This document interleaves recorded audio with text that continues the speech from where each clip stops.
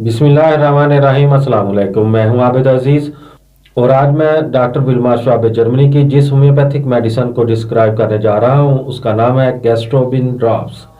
गैस्ट्रोबिन drops बदहजमी और gas की शिकायत में आराम के लिए मैदे के अल्सर की इब्तदाई अलामात में मौसर तरीन है।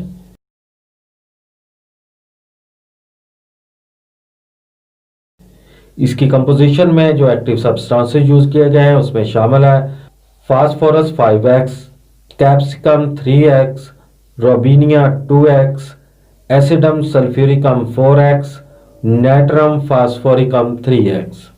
गैस्ट्रोबिन ड्रॉप्स का इस्तेमाल ज़ैफ़ मैदा और बदहज़मी के बायस तेज़ाबियत और ग़िज़ा की नाली में जलन की शिकायत होती है, जायका तुर्श और खराशदार, डकारें आना, सीने की जलन और बेचैनी को ख़त्म करती है। इन तमाम तकालीफ के अलावा अल्सर की इब्तदाई अलामात को ख़त्म करती है।